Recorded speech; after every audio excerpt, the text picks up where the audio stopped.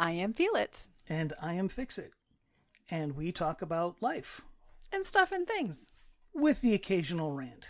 Which you will have no problem doing.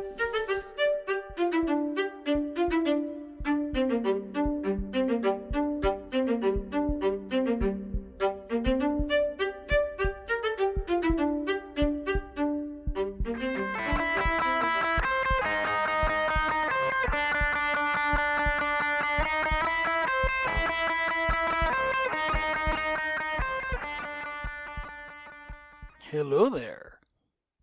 Hello. How you doing? Good morning, good afternoon, good evening, good night. Whatever it happens to be, I hope you're having a good one. Mm-hmm. Absolutely. Yeah, What? yeah. You stopped and looked at me. What? Yeah, just staring at you. You could just stare at me. Every now and again, I kind of wish that we had the ability to just record everything all day, every day, and then just delete out the uninteresting parts. Right, because earlier would have been good. Sort of, other Yeah. than we were using names that we wouldn't use if we knew we were recording. You mean just a few minutes ago? Yeah, literally just a few minutes ago. I meant a few hours ago when you were giving me the hot, crazy graph. Oh, yeah. Well, Yeah. if anybody's seen How I Met Your Mother, they are familiar with the hot, crazy graph. And I was not a huge fan of that show. I can't So, say that not that I was haven't either. kind of heard of the concept, Well, but thank you for drawing that for me. They and didn't invent that. giving That's a been around for a full-blown- really long time. giving your full-blown description on that one, and then not being able to rate me because you told me I am crazy. But anyway, No, well, when you've been together this many years, part of it is the point is everybody's crazy. yeah, It's how much crazy. yeah, Yeah. mm-hmm. And it's kind of, it's like, depending on how, it's like, if you're going to be like ridiculously crazy, you got to be like ridiculously hot in order to, get away with it. And, that actually kind of plays out because there's, all you got to do is watch the media. I mean, it's like the really famous, attractive people, they're freaking bonkers. And I got you going down this road, and I didn't mean to. They're so naming their kids let's- consonants, man. let's It's back just up. weird. Let's And back up. symbols and stuff. Anyway. But a few moments ago, yes, before we started recording, that was interesting and very real, right? So sure, I can see how your mind went there. We all know somebody that's lost a loved one, a spouse, Yes. specifically is what we were talking about. Yes, we did. To cancer. Yes, we were. And I know that particular story inspired me very much. And I've actually talked about it. I can't tell you what episode, but I know we have talked about it. Because the loss of his wife was very sudden. Yes. I believe esophageal cancer. I don't know this. I just know it was a very fast-acting or very aggressive cancer, and they hammered it really hard. And But that was at the tail end of a very weird time for us, and kind of some reality checks and what was happening to me and what was going to continue to happen to me. And I think 90, if I counted, I don't know, I counted at one point, I should recount again. I believe it was 90 or 91 days straight. I cried every day, whether it was 5 minutes, 10 minutes, 10 hours. It was a rough, weird time. And the day of her funeral was the last day. Yeah. Because, and I'll just share briefly again, it was seeing the words up on the screen when they did like this, the Facebook sentiments and sentiments from loved ones. And one of them happened to be from you about how he was when he would talk about his wife. Yes. And you'd worked many years with him. So you'd had a lot of interactions. At that point, like 6.5, something like that. He's and good guy. We've had a couple of interesting conversations, but good guy.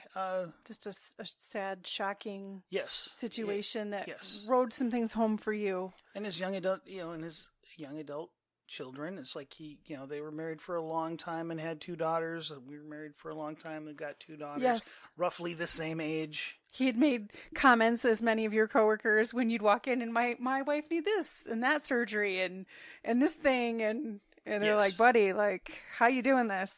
You just do. But never at any point have you walked in and said, my wife's dying. No, that is not something I've had to deal with. Yes, it was just Hopefully that's a really long ways off. How about never? We're all gonna go sometime. Let's be never? honest. It's not like that. not like that. Not like that. Yeah, How about later when I'm 90, like my grandmother's, and sure. Later. How about later? But you don't have nearly enough. You don't have nearly as much spite and anger to. I know. I really got to ramp that up.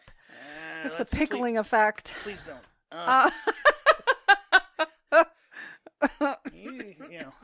Just saying. We'd go without some of that. But the conversation we were having, it was, this gentleman's having some hard issues, and he's in our thoughts and our prayers, because we do know that stuff's real. It's scary. Oh, yeah. I don't mean to ever sound desensitized, because I've been through so much personally and professionally.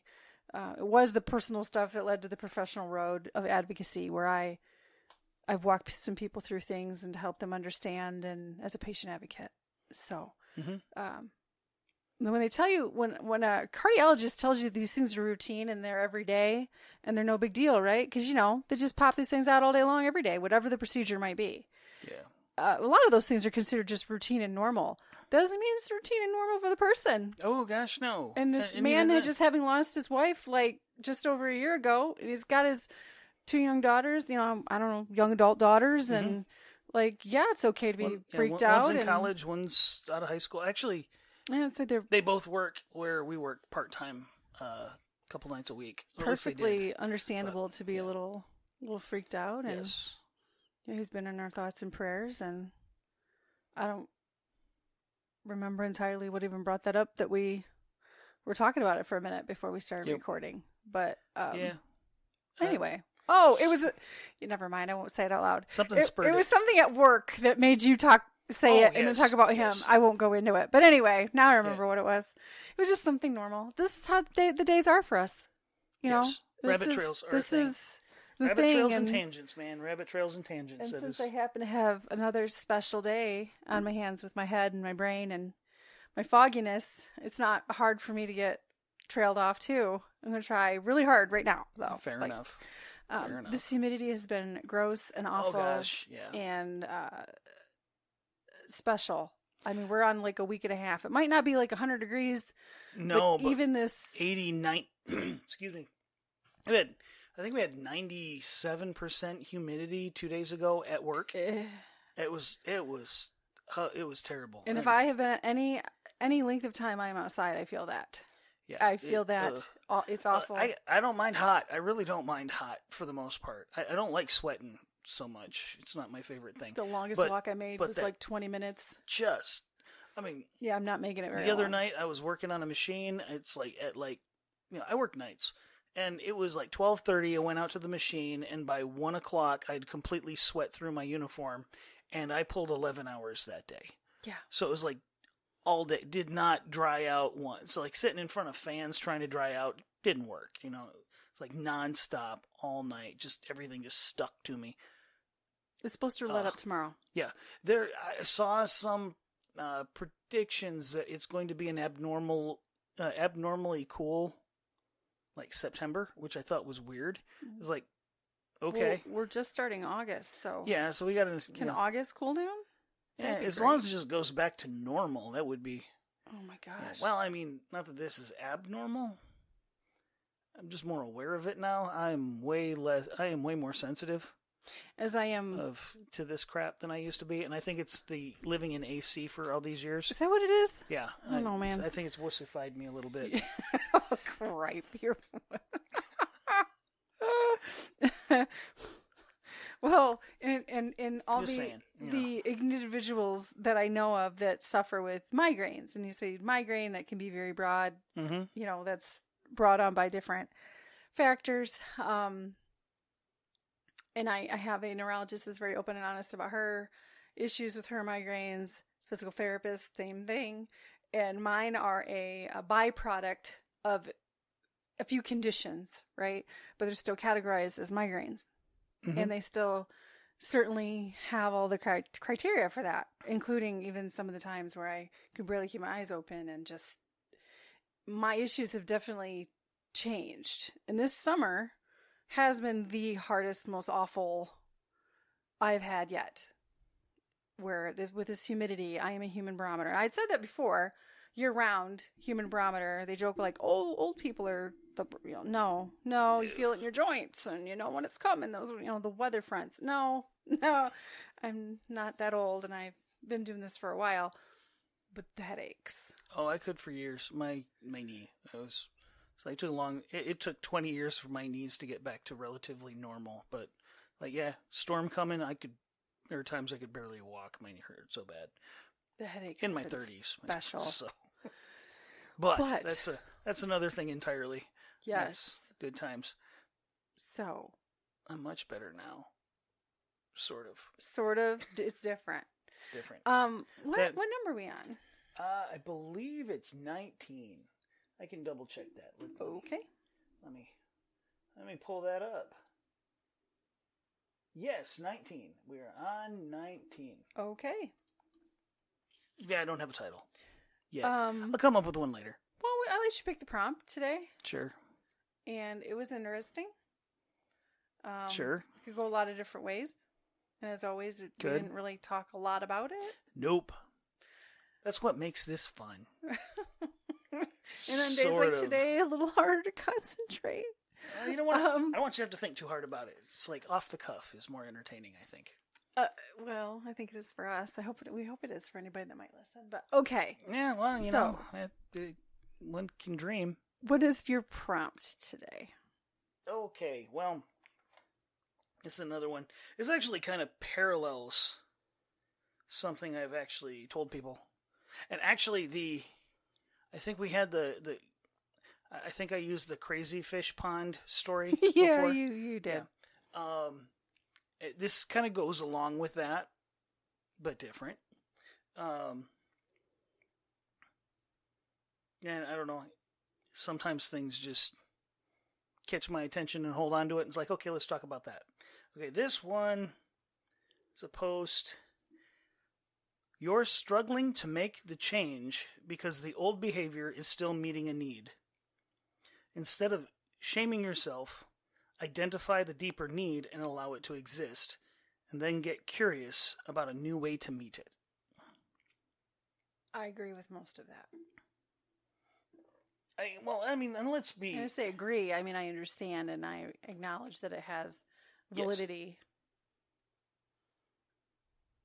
Well, allow the deeper allow need... it to exist. Yes, yeah, that's the part where I'm like, eh.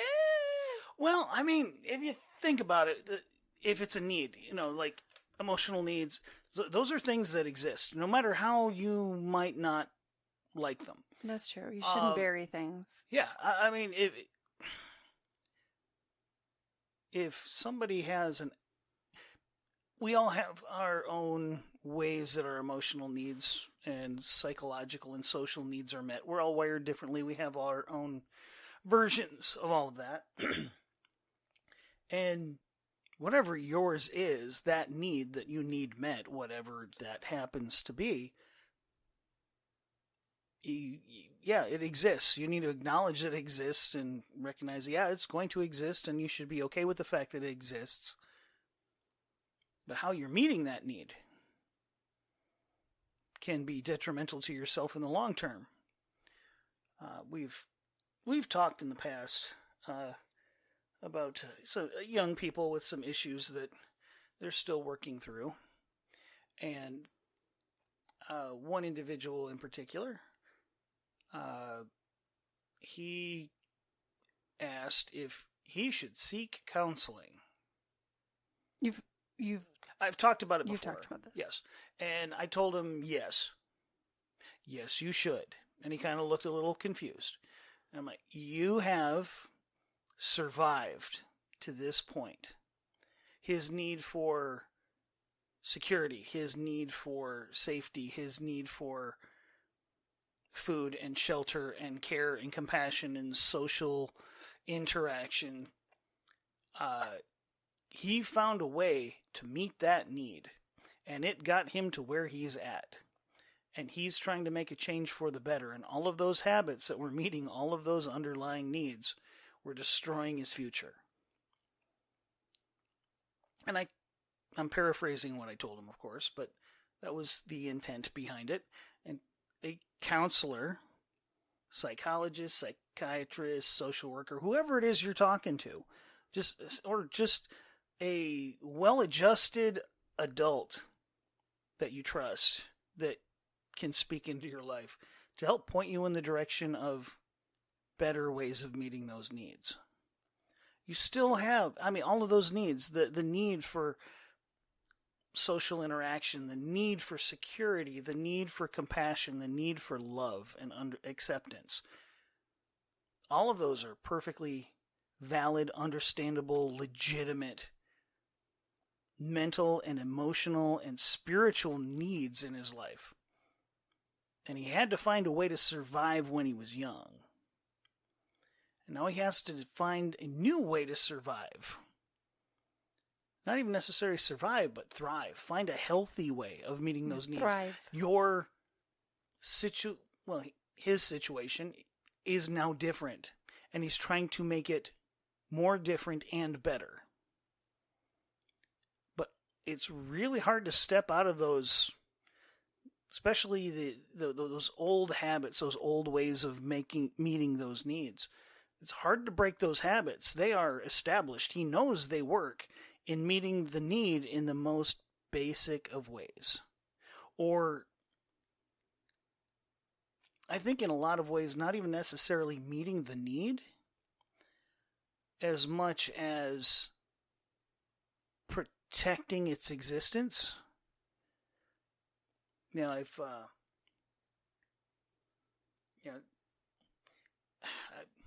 trying to think of a way of phrasing it that makes sense to somebody other than me. Like security. Let's use security as one. It's like you need to feel relatively safe.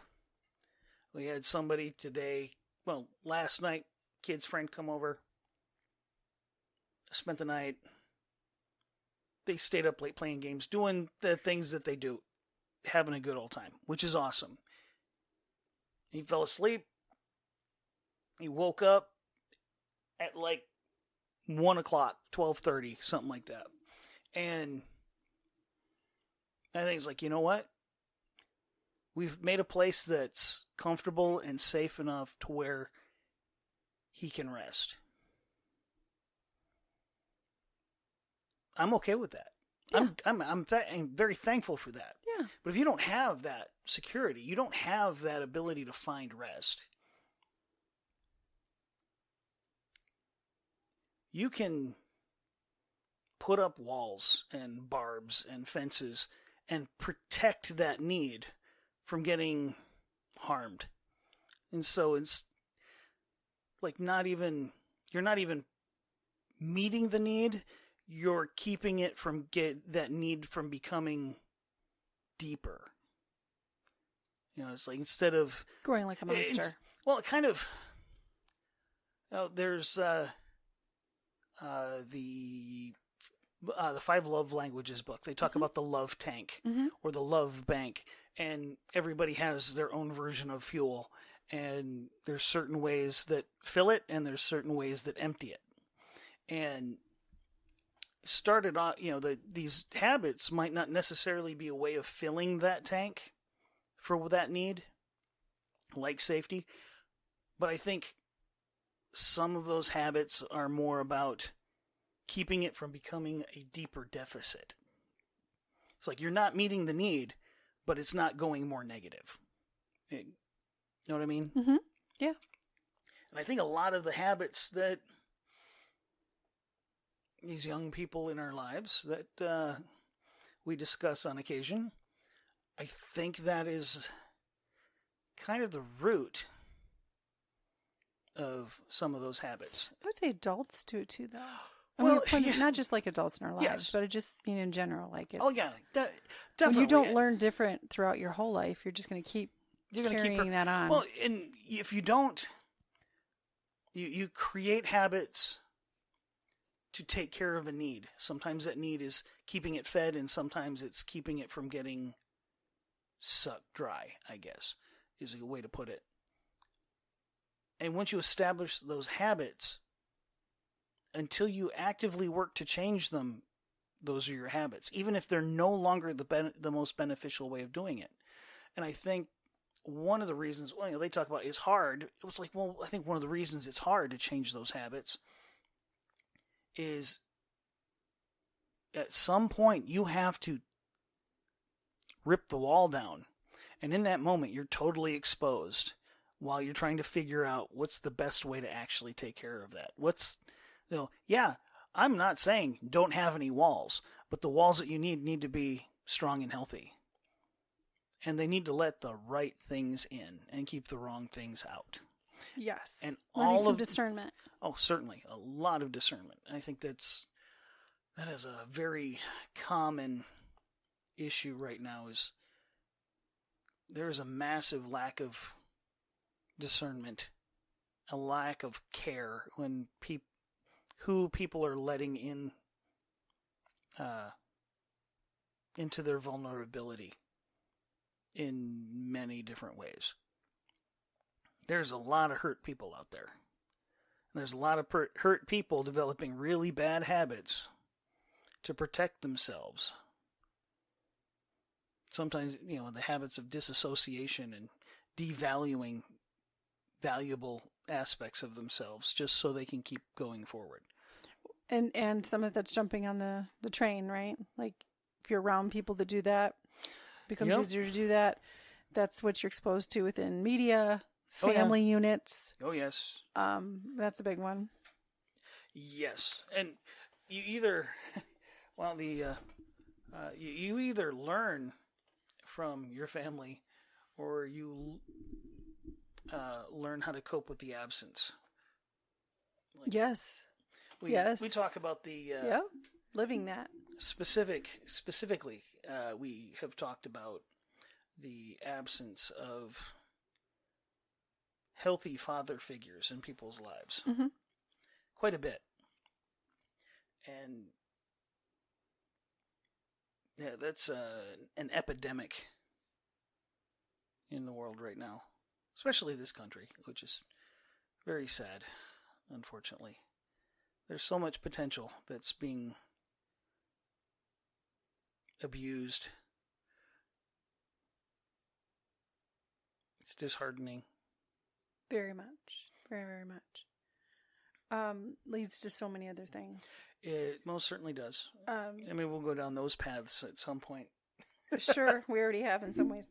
Oh, we have. This particular prompt, again, very general, subjective. Of course. We run with it. In that line, instead of shaming yourself, identify the deeper need and allow it to exist. I'll repeat it. Repeat the thing. Sure. You're struggling to make the change because the old behavior is still meeting a need. Instead of shaming yourself, identify the deeper need and allow it to exist. And it's not, it was just shame, like to shame yourself. That's just specifically saying instead of shaming yourself. But yeah. It's about acknowledging it, and we say that constantly, right? Oh, certainly. That's a thing. This one is in particular related to like emotional and mental health. Like you chose a prompt that is like emotional and mental health. Is acknowledging that it's something that even needs to be dealt with. Yes. Most people operate in a way that they don't know that. It's just their life. Oh, the fight or flight that you've described. Thrive. They found a way to survive. Survive or thrive. And, the things, we talk about that at work. We talk about that in a lot of other things is, where you're at right now, everything that you've done up till now has brought you to where you're at. But where you're at right now is as high as you're going until you change. And that change, work-related wise is you need a specific education. You need to develop specific skill sets. But, it's kind of the same everywhere. It's like you can, your habits, we'll just stick with habits and mindset. Will take you to where you are. And they've done that successfully because that's where you're at. Whether you like where you're at or not, that is a completely different conversation. Yeah, some people like to sit in that struggle. You know, and that is a whole nother conversation. And sometimes, if the struggle is all you know, then what do you do when the struggle's gone? There's a difference between that's all you know, and that's what you're comfortable with per se. Yeah, and actually liking it. Yeah. Either one. Well, it's like a whole nother. Yeah. 2 other avenues to take there. I'm trying to think of how it was worded in the show. Oh my, you're going to quote a show. I would if I could remember the second scared. half. It was Parks and Rec, Ron talking to Donna. It was, don't mistake drama. And I don't. Oh man. Yeah, I don't remember the rest of it, and I know the vibe of it was,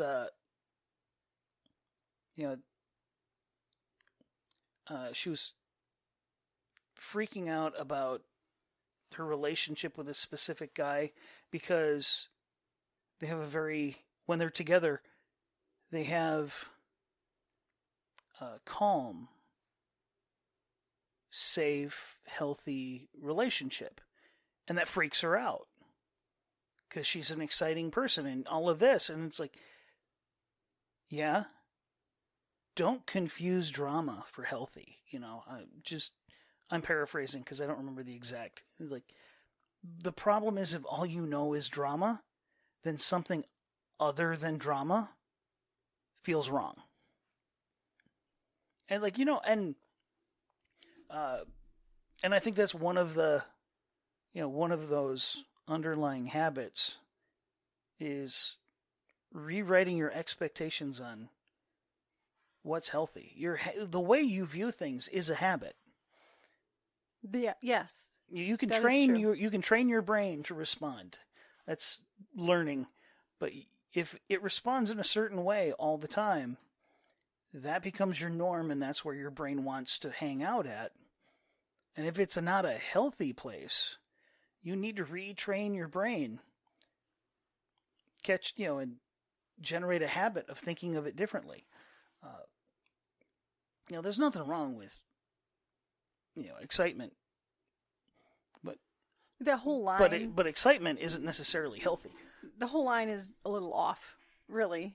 It's not even worth. Now that I'm processing it, it's not even necessarily worth dissecting, except to say it's a little off. Instead of shaming yourself, identify the deeper need and allow it to exist. Allow what to exist?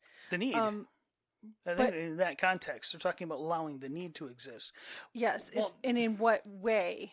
And is it unhealthy when you are allowing it to? Is it not? Is it not just beneficial in general? Or could it be? It's just a very strange, vague statement. And I know it's one of those supposed to be like inspirational it's supposed things. to be, I think, get you thinking. And I think... I don't know entirely why you chose it today. It just where called my brain to you. was at. Okay. Well, I think another part of that, though, is... you could take the shame portion of that a couple of different directions. There's the habits that got you where you're at successfully got you to now. And you shouldn't be ashamed of that once you learn that it's not good for you or others. Shame doesn't help. Acknowledging what it is, it got me here.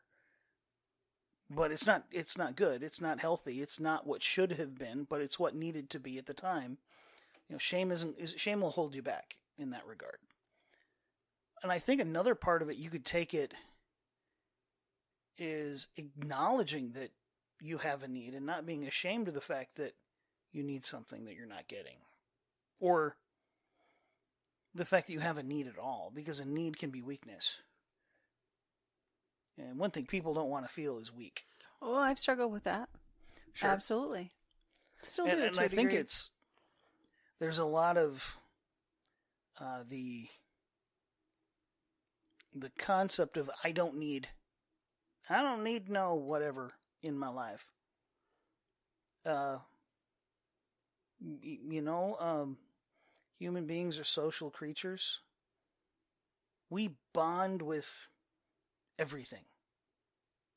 Like we have Which can be part of the problem. we have a favorite. I don't know anybody that doesn't have a favorite cup. Okay? My sister wouldn't eat unless it was a very specific fork or type of fork. We went through that with our oldest. You know, it's Hold on. Youngest? No. Okay. Yeah. Because I could see the mirror instantly when I thought about it. Yeah. Tism or tism? Well, Yeah. so she's not a tism. It was the just older a- was. it was just That's a not a thing. tism. That's something else. It was just a We're thing. not going there. Sorry. No. Anyway. Tism or brat. Anyway. A little bit of both. Anyway.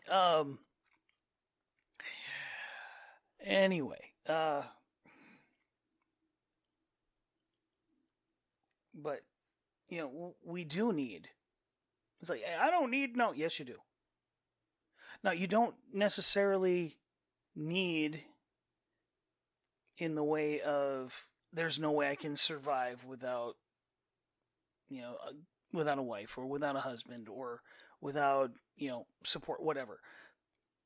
That's not what that means. Not really. What it really, it's like you don't need as in you can't survive without them. You need them to make it as good as it can be. Two people can do, I'm trying to remember, there was a study for manual labor that was done. One person can do the work of one person. Two people can do the work of three people. Three people can do the work of five people. And then once you get bigger, more than like 4 or 5, then it starts decreasing. Like, to maximize the potential of your life, you need to not be alone. Fair. You know, I'm not saying you got to be married. I'm not saying you got to whatever. But there are God-given directives and all of that. There is, and we can go down that road. Yeah, so we have that lens. Yes. Not everyone has that lens. Sure. But just in straight human nature, we become better when we have good people that we can rely on and are bonded to in our lives. Mm-hmm. Yes. And you don't need them to survive, but you need those kind of connections and you need those kind of relationships in order to maximize your life. And I don't necessarily, it doesn't have to be money, but I mean, it's like to maximize the experience of life. Like, and in order to do that, you've got to be willing to be open to it and break those habits that are keeping you separate from other people. And you can't be ashamed of the fact that you have a need for people. I am not the most people-y of person. People-y person. I mean, I get along with almost everybody. Because I'm not out looking for grief and strife and arguments. Not that I'm opposed to having one, but I have my interactions. I like being liked by people. I don't necessarily need it, but it does make me feel good when it's appreciated. But I'm not ashamed, it took a while. I'm not ashamed of the fact that even me in my mostly asocial tendencies, I need people in my life to make my life better. Yes. And that's a little different process for you than it is for me. Sure. Not just gender related or no, we're wired. It's personality. Yeah, we are wired differently. Physiologically and psychologically, we are wired differently. Yeah. Um, and that's a habit. My ability to, what's the word I'm looking for? I can operate in very shallow connections with people. I think it's part of the ADHD object permanence issue. Sure. Most of my interactions with people are primarily on a surface level. It's not very deep. But I open up that surface level to a very large amount of people. And sometimes I worry about how far I've opened that up sometimes. Because, like work related, I can't tell you how many times I have gone out of my way. It's like, oh, you're having this problem. Here, let's go deal with that. I had one of the supervisors come back. He's like, I'm an idiot. I locked my keys in my car. Can you help me? Oh, yeah. Yeah, not a problem. We'll hook you up. And they knew that they could walk straight up to me and go, hey, I need to break into my car. Help me out. Which is just an odd statement. Like, sure, I got it. Sure. Yeah. And to bring this around to your prompt, right? It's behavior. Yes. So, though I know you can be very personable. Oh, yes. Yeah, I try. You're also very, I would say particular or standoffish. That's not really, it's just, yeah. We've been through some hurts and we've been through some things. Sure. So we are different about how we approach relationships. Yes. As we've gotten older and been through more, it's harder to actually open up in a vulnerable way and not authentic. I mean, I think we're authentic for what we do expose. Sure. I just think that we're more particular than we used to be. I cracked the door a little bit and realized and figured out after a very short period of time that was a mistake. And we've talked about that. So we don't need to necessarily go there. But it's not a behavior of even self-protection is part of that. I mean, that is part of that. It's just human nature. Yes. You have well established in this, in our time as recording these episodes, you care about me, you care about our daughters, you care about like select close family and a few friends, and like the circle's small. Yes. The circle is small. Very. It doesn't mean that you're not a friend to like our neighbors. Oh no, like in a friendly way. Oh yes, but that's very surface, and it is. It's not. It's not. There's no depth. No. It doesn't mean that we hole ourselves up and never have anything to do with anybody, but we are particular. Yes. And it's something that we're both trying to get past as we're healing from our very recent hurts. Yes. But it's odd, even when you talk about being in a humongous church compared to what we were used to. Yes. When you're just a person and then you're like this, but it's all about community. So where do you start? Yeah. Well, you got to change the behavior, right? Yeah. So what is the behavior?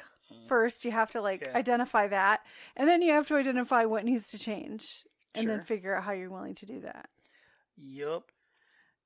Just in terms of, and I'm talking just relationship building or getting to know people in general.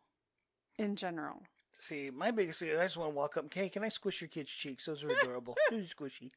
I don't, but I really want to, because, I've said it before. I'll say it again. I am a sucker for little squishy little babies. Those chubby little cheeks are adorable. Yes, I've seen you in action with that. Yes. So it's not even just to say that it's a personality quirk for you, and let's just talk specifically about you. Sure. It's not that it's just a personality quirk for you to not need people or be as willing to build relationships as maybe you once were.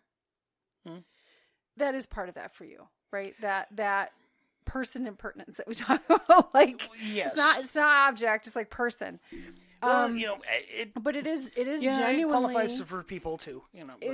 but it is genuinely learning to change a behavior yes, and being willing and finding the purpose for it. But we were made to be in a relationship. We were made for that, and that's where the balance, I think, is sometimes hard. Sure. And we're both going through that. Yeah. Yes. Your personality is just very different than mine. Yeah. Yes, I will say that. Now, at the same time, now I can interact with like 100 different people on any given day. Actually, I heard somebody, they were on our third shift, but now they're on afternoon shift, and it was a supervisor that had recently moved in, and they were with one of their operators, might be operator, auditor, whatever. I don't know the job titles.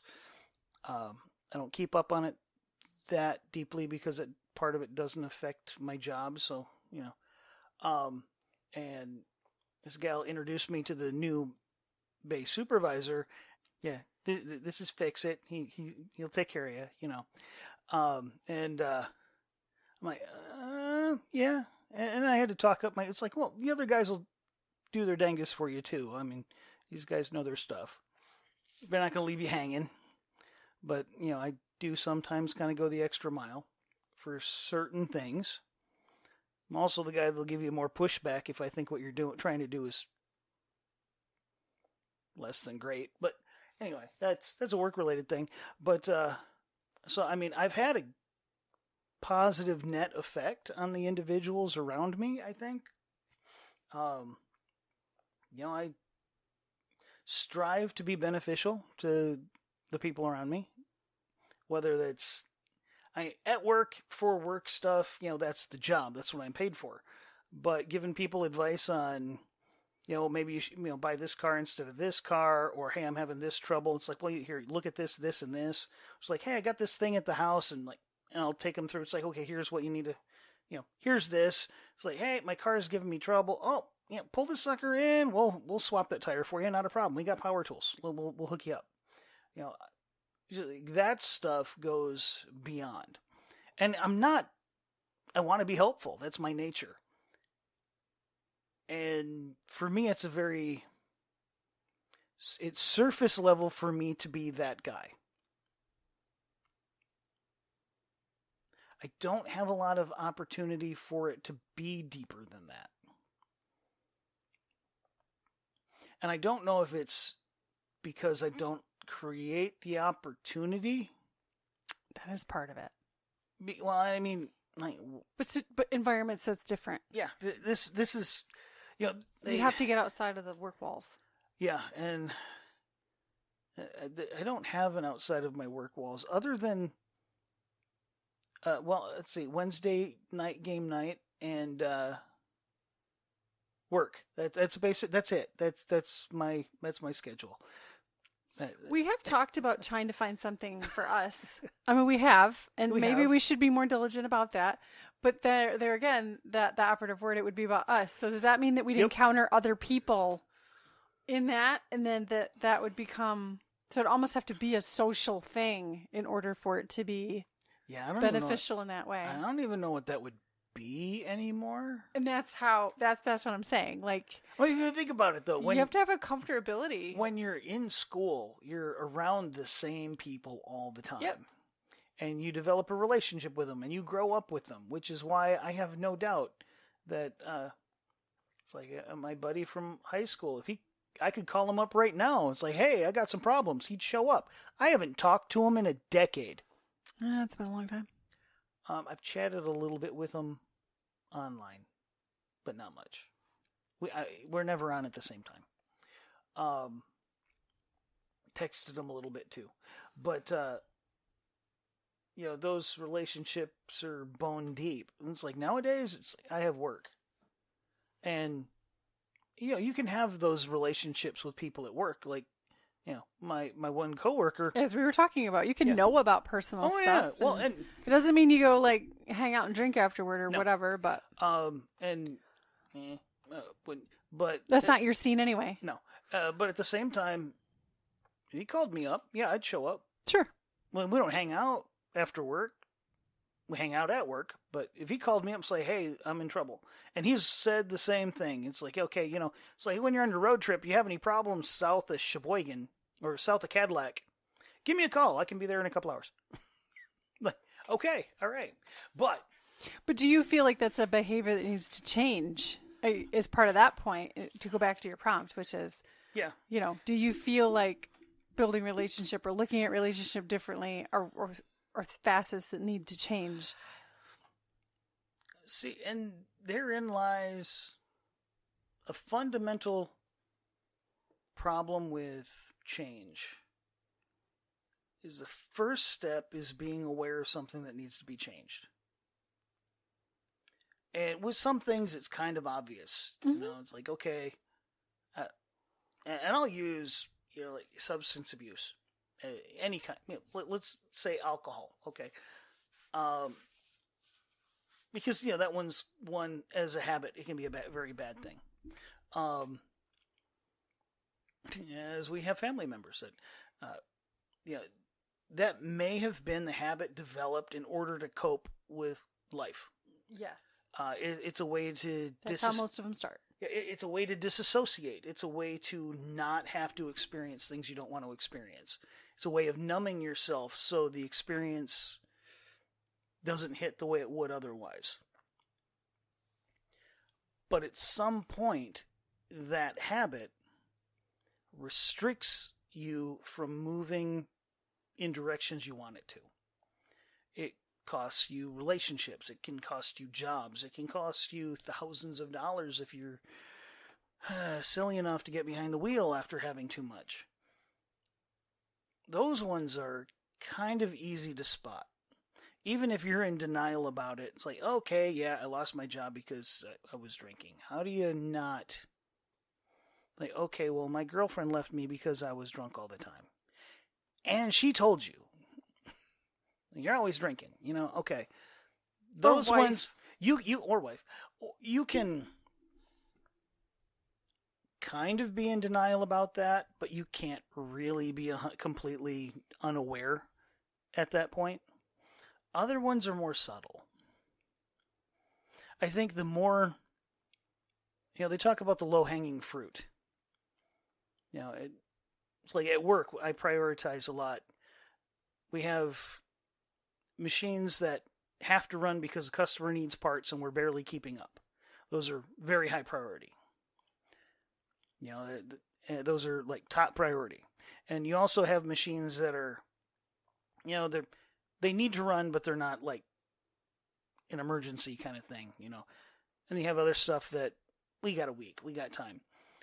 It's like this is that machine that has to run might be the priority. But sometimes it's like, okay, I know that's going to take me at least 6 hours. These other 4 machines, they're really easy to deal with. I know I can walk over, spend 10 minutes on each one, and get each one of those running. So instead of having 6 machines down, I have 1 machine down. We're going to make money on those other 6 machines. I will pick those low-hanging fruits. Those are the obvious ones. Well, in this case, it's like, this is the really big one. This one's huge. Let's focus on that. And that could be, being, substance abuse, for instance. Being emotionally disconnected from people that you want to care about. Being angry all the time. Being jealous and suspicious. Those are habits of thinking designed to protect you and your need for security and emotional stability, among other things. I'm not saying it's the only reason, but you know what I'm saying. I do. Those ones, those are kind of blatant. They're kind of obvious once you start looking. Other ones, you start getting all of the big, you hope you get all of the big ones.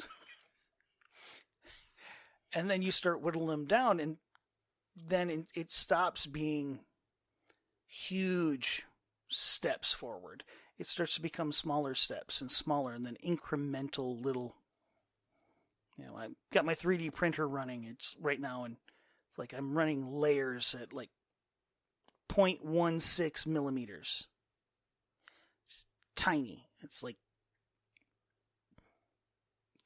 it's just tiny. Okay, it's like a tenth of a millimeter. It's like an eighth of a millimeter. Anyway, it's tiny. But that one layer by itself is just a tiny little ink. It's a lot of work to change your life at some point with that one little incremental little bit. Not saying it's not important because it adds up, but at that point it becomes very hard to see that bad habit and recognize it for the old habit protecting an old need. And you still have to choose and decide on whether dealing with that habit is going to be a benefit. Is it going to be a net positive in your life? Because if they're that small, So to me, that's kind of the relationship thing, opening myself up to that level of connection and vulnerability to another human being. Again, just, is that going to be a net positive? That was a very roundabout way to get there. But I can appreciate that you were trying to provide examples. Yeah. I mean, because if it's not a net positive for us,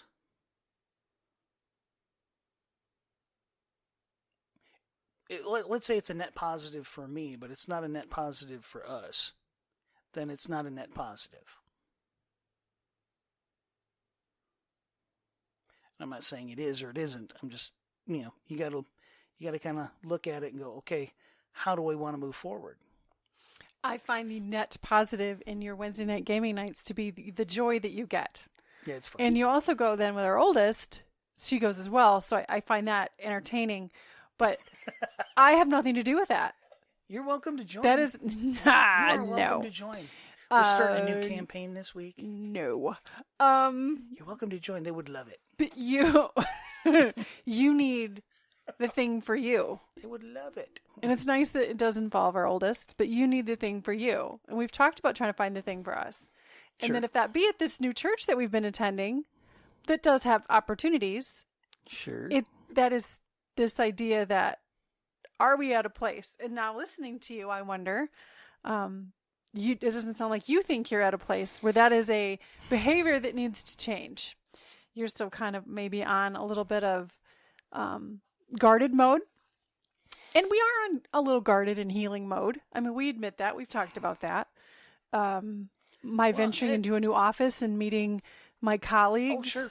I was welcomed warmly by a few people the other day. That was very, very kind. And just, one of them was like, oh, reach out to me. I'd love to get to know you more. And I'm thinking, because it's just an automatic response right now. Like, yes. Yeah, I don't. And this is we work on us, right? The need, this literally within this prompt, you're struggling to make the change because the old behavior is still meeting your need. Where I immediately think to myself, you don't want to know this. Or then I think it's a lot of work to hide the things I'm not ready for you to know that I will not be able to hide. So I still struggle with those things because it's an automatic. It's where the brain goes for protection. Yes. Because that's what led to some things that we've been through, right? Where we were vulnerable and we did try to be real, which is what we should do. We shouldn't go around feeling guarded all the time. That is just as exhausting as hiding. And we're not hiding. There's a difference to being defensive and vigilant. I think one should always have their eyes open and observant. But that doesn't mean you're carrying yourself up fully armored with the shield out front. I went to go get HIT a couple weeks ago now with a former colleague who I became friends with through my internship. And this was my like first public-ish outing, right? Where it was just to walk down the street from the office, get this chai tea. And then what I had to put the poor person through behind the counter, like, what's in it? And like, can I see the bottle? And like, I'm asking all these questions. And this friend is with me. I mean, she's just like chuckling. And I'm like, yep, this is what it's like for me. This is what it's like for me to just get a tea. Because I do care. I choose to care about the ingredients that are in whatever I get.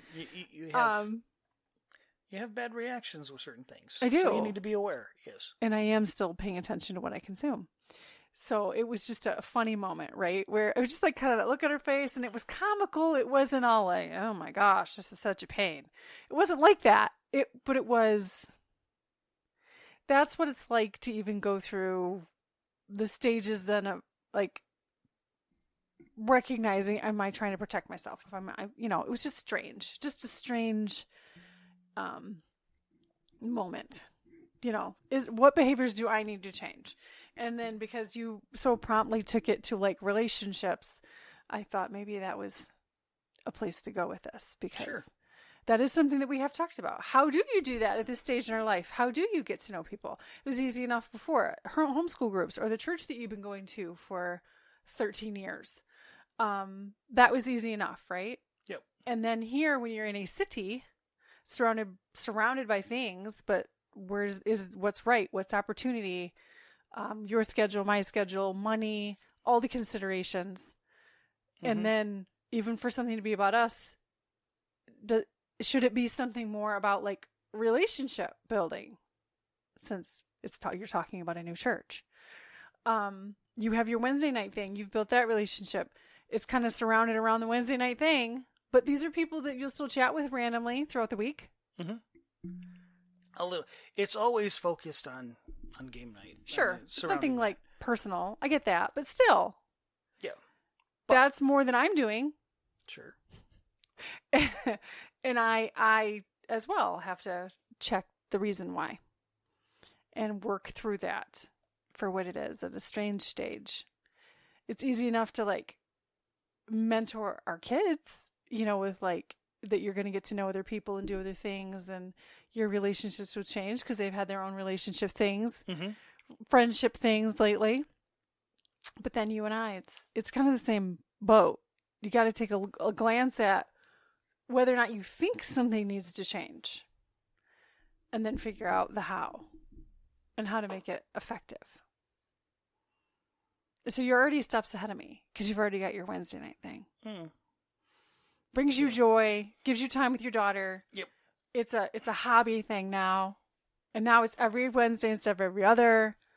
And you make little 3D things for it, and you're doing things. Yes.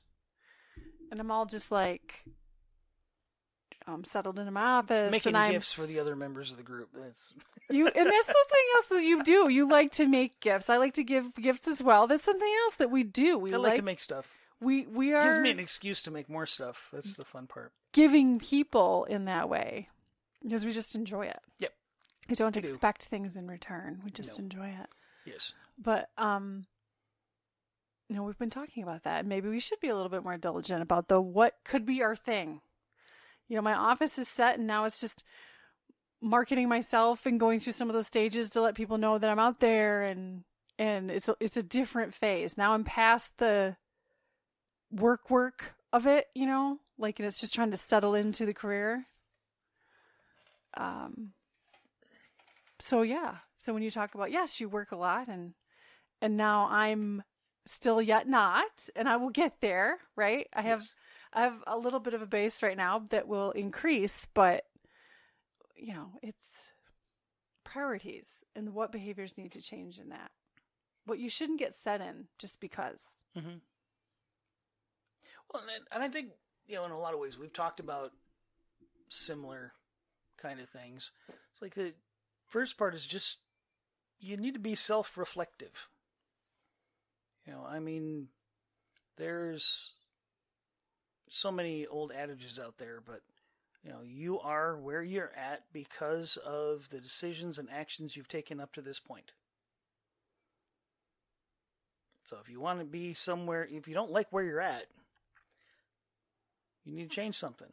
Yes. And the first thing you need to do is change your thinking. Yes. Because your actions follow that. And that's not always easy. No. Or linear. No. And it doesn't always make sense. Also true. And in terms sometimes it doesn't make logical sense. In terms of your prompt even, it's, this idea that you're struggling, so you acknowledge the struggle, you acknowledge the need that's causing the behavior to begin with. Mm-hmm. But it's still finding a place for all of it. So that it's not, instead of moving from shame, you're just moving to like pressure on yourself. Yeah. To change something or be something. And I think though, if you're really working on something that you realize is causing negative effects on your life, when you start making headway, it's a relief. It is. I know it has. I mean, there were things for me. It's like, it's a relief. It's like, oh, it's like cutting the ropes, holding an anchor that you don't want. It's like, it takes work to get through that rope. But once you're free of it, you're moving again under your own control. You're not holding, don't have to drag it around with you anymore. But the act of dealing with it's still a lot of work, and it's can be very uncomfortable, and you got to be open to the possibility that you got to be vulnerable for a little bit. You got to break down that wall. I don't know, maybe it's more like you got to tear up the bad road to put in the good road. Sure. But in the middle there, you've got a big open, exposed, base layer of you. And in this case, talking about your mind and your thoughts, you're going to be open and raw, and anything that pokes you is going to be very noticeable. There does tend to be a level of destruction before there's beauty. Often. Sometimes you got to do the demo. Sometimes you got to do the demo. Yeah. For me, that's the hard part. It's the demo. But in this odd stage, right? So we've turned the prompt into, again, another discussion about the stage, right? Yep. I think it was important for you to determine and decide that you did need something for yourself. I mean, it's been a very long time since you've done that. And our daughter is kind of the one that prompted that. Sure. And her stepping out, her deciding for change, which was difficult for her, but we were trying to be as supportive as we could. And then, yeah, well, I've said it before. I'll say it again. Being afraid of something doesn't mean you shouldn't do it. It means you need to open your eyes and be aware as you're proceeding forward. And if the only reason you're not doing it is because you're scared, that's a bad reason. Which is what we have drilled pretty heavy. Yeah. No, though we've had our own things. Oh, heck yeah. I wouldn't say fear. I don't know. Yeah, we could talk again for a long time. Fear is not a bad thing in and of itself. Fear is not a bad thing. Fear is your emotional state. You're being fed by your subconscious mind telling you that something ain't right. But there's so much more to analyzing, like, again, in terms of the prompt. You find the struggle to make a change based on the need, right? And it's like, okay, well, where did the need come from? And it becomes its own rabbit hole, and that can be very painful, and that's where people shut down, because it's a multi-step process. Yes. It's not some simple thing. No. But that's, even for what we're talking about, it's understanding where you've come from and why you have the point of view. You have your personality things. Yes. You have your tism. You have your thoughts. You have your beliefs. You have me. We've been together a long time. I have a whole different set of things, but to meet in the middle of it, we both agree that we were made for fellowship. We were not made to be islands. No. As that adage is. And that should be healthy. As you were talking about a benefit to you, benefit to us. Yes. There is that benefit that should come from change, and even in the example we're talking about relationship, if that means moving forward to like trying to socialize more, it's like, how do you do that to total strangers? I don't know. I don't know. It's been a minute since I've had to do that. Hey, can I squish your cheeks? Even having like jobs, like work is one thing, and sometimes that carries over. And I have an amazing friendship with somebody now, that I worked with just a few years ago. And, we're still very friends. We became very close. I would never have expected that out of that particular environment. Gone to visit her, Yes. love her family, and then they love us. They're fun. But, that it's like, yeah, as you get a little older and you go through things, it's like, well, then what is there? And then this discussion about church and the things that we've been through recently, it does make that a little different. That conversation a little different. Yes. We're trying to still heal and not be toxic and contagious, I guess you'd say. But at the same time, move forward. Sure. Change. We're acknowledging our struggle and trying to change some old behaviors. And I would say, I didn't just old behaviors, but behaviors before they become habit. Sure. So, I think we've done as well as we can, trying to stay around an hour-ish for this particular topic. Well, we usually try. I mean, I know we chatted a little in the beginning, but interesting prompts. A little. We generally always go long. A little vague in general, but sure. Well, that's the idea, though. Is it's a prompt. It's a prompt. It's not necessarily a topic. It's a prompt. It wasn't today. It gets the conversation started. Wasn't today. So now it's, I don't know what. I don't know. From one week to the next, we figure it out. We will figure it out. Okay. Do you feel like we won't? Or we won't. Or we won't. Do you feel like we are finished today, sir? Oh, sure. Why not? Okay. All right. Fix it. Feel it. We hope you join us in the future. Until next week. You have a great one.